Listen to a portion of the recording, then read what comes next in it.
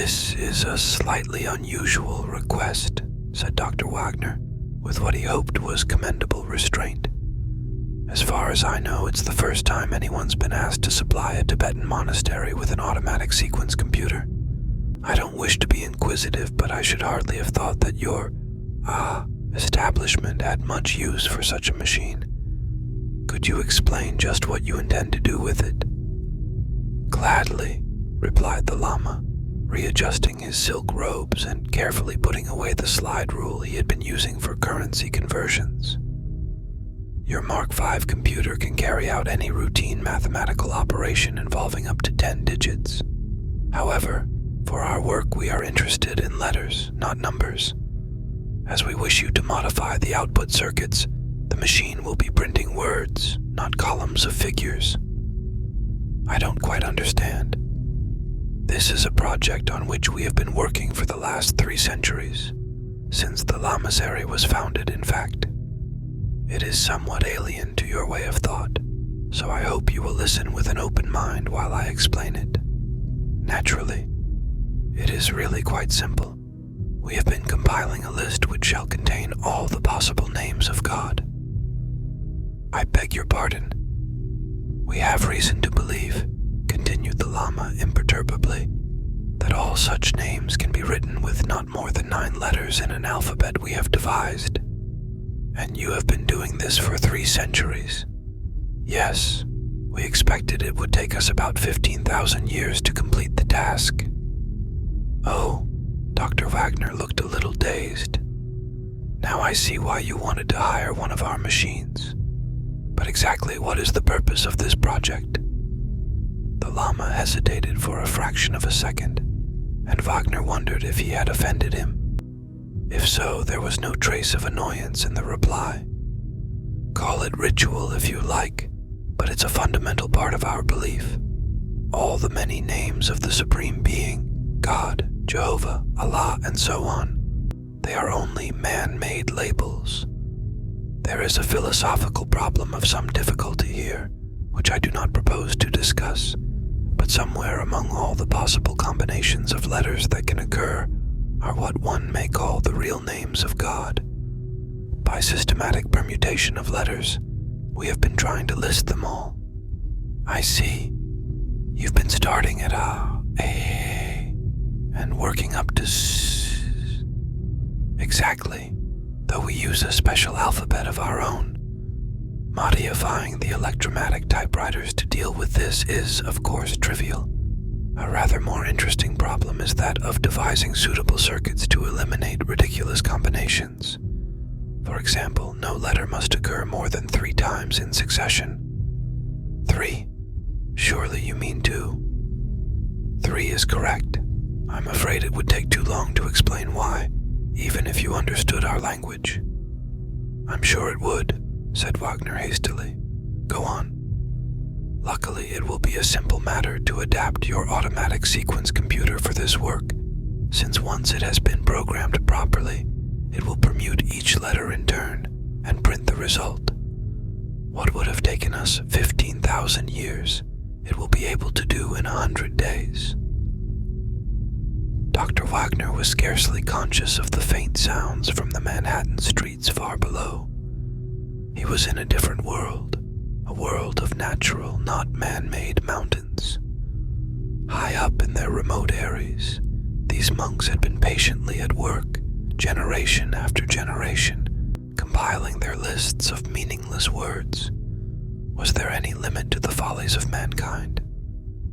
Still, he must give no hint of his inner thoughts. The customer was always right. "There's no doubt," replied the doctor, "that we can modify the Mark V to print lists of this nature. I'm much more worried about the problem of installation and maintenance. Getting out to Tibet in these days is not going to be easy. We can arrange that. The components are small enough to travel by air.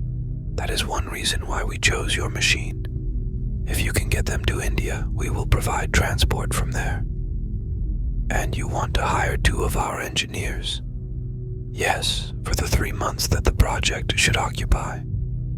"I've no doubt that personnel can manage that." Dr. Wagner scribbled a note on his desk pad.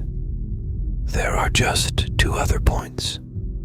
Before he could finish the sentence, the Lama had produced a small slip of paper.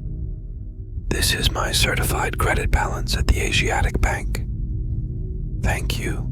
It appears to be, adequate. The second matter is so trivial that I hesitate to mention it, but it's surprising how often the obvious gets overlooked. What source of electrical energy have you? A diesel generator providing 50 kilowatts at 110 volts. It was installed about 5 years ago and is quite reliable. It's made life at the monastery much more comfortable, but of course it was really installed to provide power for the motors driving the prayer wheels. Of course, echoed Dr. Wagner. I should have thought of that.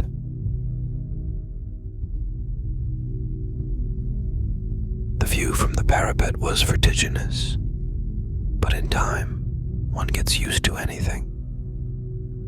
After 3 months, George Hanley was not impressed by the 2,000-foot swoop into the abyss or the remote checkerboard of fields in the valley below. He was leaning against the wind-smoothed stones and staring morosely at the distant mountains whose names he had never bothered to discover. This, thought George, was the craziest thing that had ever happened to him. Project Shangri-La, some wit back at the labs had christened it. For weeks now, the Mark V had been churning out acres of sheets covered with gibberish. Patiently, inexorably, the computer had been rearranging letters in all their possible combinations, exhausting each class before going on to the next. As the sheets had emerged from the electromatic typewriters, the monks had carefully cut them up and pasted them into enormous books. In another week, heaven be praised, they would have finished. Just what obscure calculations had convinced the monks that they needn't bother to go on to words of 10, 20, or 100 letters, George didn't know. One of his recurring nightmares was that there would be some change of plan, and that the High Lama, whom they'd naturally called Sam Jaffe, though he didn't look a bit like him, would suddenly announce that the project would be extended to approximately AD 2060. They were quite capable of it. George heard the heavy wooden door slam in the wind as Chuck came out onto the parapet beside him. As usual, Chuck was smoking one of the cigars that made him so popular with the monks, who it seemed were quite willing to embrace all the minor and most of the major pleasures of life. That was one thing in their favor. They might be crazy, but they weren't blue noses. Those frequent trips they took down to the village, for instance. Listen, George, said Chuck urgently. I've learned something that means trouble. What's wrong? Isn't the machine behaving? That was the worst contingency George could imagine. It might delay his return, and nothing could be more horrible. The way he felt now, even the sight of a TV commercial would seem like manna from heaven. At least it would be some link with home. No, it's nothing like that.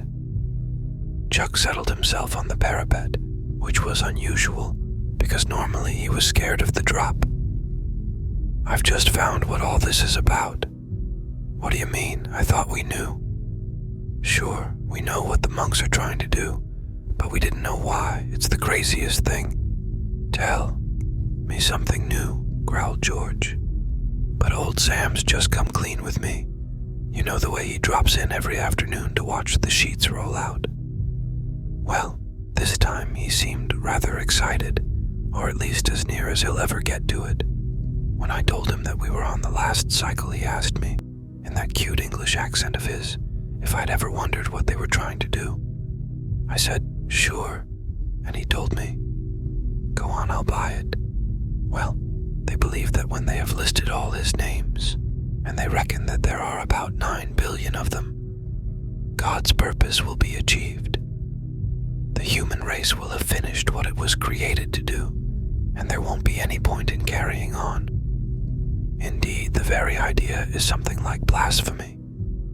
Then what do they expect us to do? Commit commit suicide. There's no need for that. When the list's completed, God steps in and simply winds things up. Bingo. Oh, I get it. When we finish our job, it will be the end of the world. Chuck gave a nervous little laugh. That's just what I said to Sam. And do you know what happened? He looked at me in a very queer way, like I'd been stupid in class, and said, "It's nothing as trivial as that." George thought this over for a moment. "That's what I call taking the wide view," he said presently. "But what do you suppose we should do about it? I don't see that it makes the slightest difference to us. After all, we already knew that they were crazy." "Yes, but don't you see what may happen? When the list's complete and the last trump doesn't blow or whatever it is, they expect we may get the blame. It's our machine they've been using. I don't like the situation one little bit." "I see," said George slowly. "You've got a point there. But this sort of thing's happened before, you know. When I was a kid down in Louisiana, we had a crackpot preacher who once said the world was going to end next Sunday. Hundreds of people believed him, even sold their homes. Yet when nothing happened, they didn't turn nasty, as you'd expect. They just decided that he'd made a mistake in his calculations and went right on believing. I guess some of them still do. Well, this isn't Louisiana, in case you hadn't noticed. There are just 2 of us and hundreds of these monks. I like them, and I'll be sorry for old Sam when his life work backfires on him. But all the same, I wish I was somewhere else. I've been wishing that for weeks. But there's nothing we can do until the contract's finished and the N support arrives to fly us out." "Of course," said Chuck thoughtfully. "We could always try a bit of sabotage." "Like hell we could. That would make things worse. Not the way I meant. Look at it like this. The machine will finish its run 4 days from now, on the present 20 hours a day basis. The transport calls in a week. Okay, then all we need to do is to find something that needs replacing during one of the overhaul periods. Something that will hold up the works for a couple of days. We'll fix it, of course, but not too quickly. If we time matters properly, we can be down at the airfield when the last name pops out of the register. They won't be able to catch us then."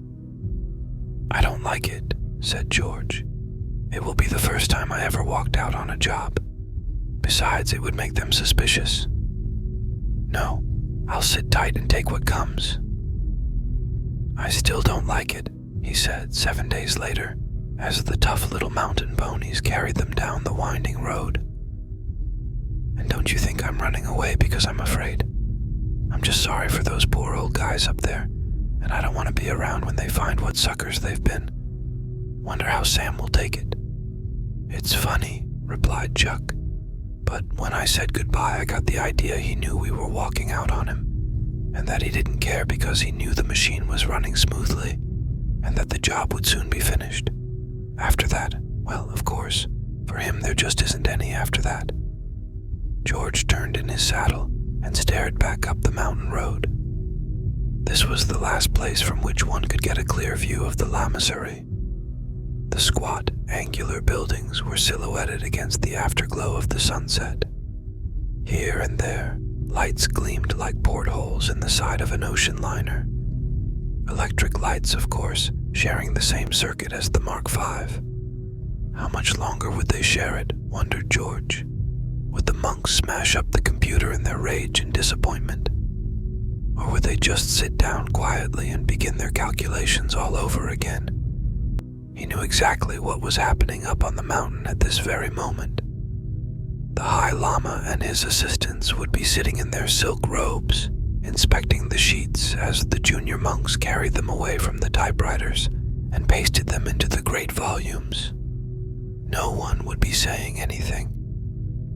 The only sound would be the incessant patter, the never-ending rainstorm of the keys hitting the paper, for the Mark V itself was utterly silent, as it flashed through its thousands of calculations a second.